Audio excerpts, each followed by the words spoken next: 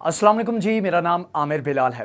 नाजरीन, अफ़गानिस्तान के अंदर इतनी तेज़ी के साथ सूरत हाल बदल रही है कि सम टाइम मुश्किल हो जाता है ये चूज़ करना कि कौन सी खबर के ऊपर बात करें, कौन सी अपडेट आपको दें और किस तरीके से बात करें।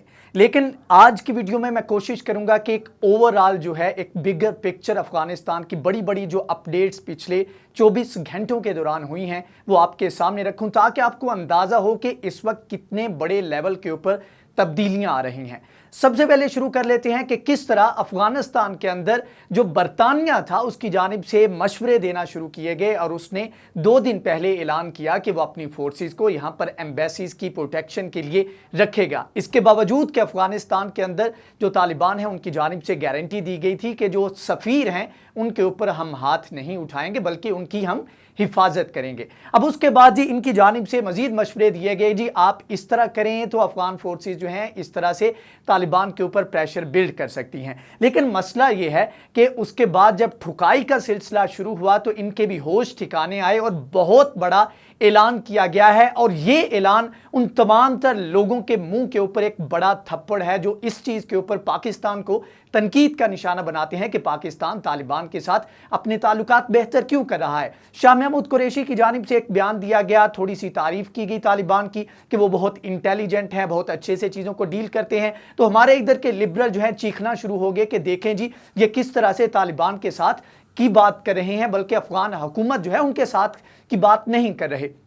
तो जी बरतानिया की जानिब से जो कि इन तमाम तर जो आज की सुपर पावर है और पास्ट की सुपर पावर था उनका जो है वो बाप है, वो कहता है कि आने वाले वक्त में अगर तालिबान जो कि 95 के करीब इलाकों के ऊपर कब्जा कर चुके हैं, अगर तालिबान हुकूमत में आते हैं, अपनी गवर्नमेंट बनाते हैं तो हम उनके साथ ताल्लुकात कायम करेंगे। दुनिया न्यूज़ के मुताबिक बरतानिया का आलमी ज़वाबत की पासदारी की शर्त पर तालिबान के साथ काम करने का इंदिया दिया गया है। ये एक बड़ी डेवलपमेंट है, बड़ा शिफ्ट है। इसके बाद आप देखेंगे कि बड़े बड़े ये छोटे ये तज्जियाकार जो हैं इनके मुंह भी बंद होंगे और बड़े बड़े ममालिक भी इसी लाइन में खड़े हुए आने वाले वक्त में जो है तालिबान के साथ राब्ते करते नजर आएंगे, जिस तरह भारत करता नजर आया लेकिन उसको मुंह की खानी पड़ी, किसी ने मुंह तक नहीं लगाया। दूसरी जानिब अमेरिका की जानिब से तस्दीक कर दी गई है कि अफगानिस्तान के अंदर उसने 95% अपना इनखला जो है मुकम्मल कर लिया है।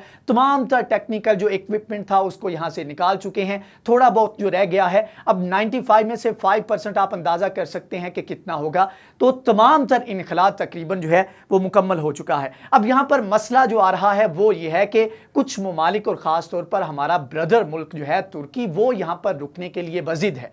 अब उसको समझाने की कोशिश की जा रही है, अमेरिका के साथ उसकी बातचीत चल रही है, जबकि अफगान फोर्सेस जो हैं उन्होंने, अफगान हुकूमत ने भी कहा कि उनके साथ मुज़ाकरात या कंट्रोल काबुल की एयरपोर्ट का या जितना भी वो इर्द गिर्द का इलाका होगा वहां पर देना है, क्योंकि तुर्की ने दावा किया था कि तुर्की के इस वक्त 600 के करीब सोल्जर यहां पर मौजूद हैं और उसने कहा था कि पाकिस्तान और दीगर ममालिक की उसको मदद की जरूरत होगी। अब यहां पर जो है तालिबान की जानिब से वार्निंग दी गई है कि अगर तुर्की यहां पर रुकता है तो उसके कॉन्सिक्वेंसेस होंगे, क्योंकि 2001 में जब अमेरिका ने हमला किया था तो 1500 से ज्यादा उलमा ने फतवा दिया था जिहाद का, और उसके बाद ये तब से लेके अब तक ये जंग जो है वो जारी है। तो उन्होंने कहा कि इसके मुताबिक कोई भी गैर मुल्की फौजी अगर अफगान सरजमीन पर होगा तो उसको हम कब्जा समझेंगे और उसके खिलाफ हम एक्शन लेंगे। तो कहा कि तुर्क फौज ने अफगानिस्तान ना छोड़ा तो जवाबी कार्रवाई करेंगे। तालिबान की जानिब से ये एक वार्निंग दी गई है। जबकि उसके बाद एक और बड़ी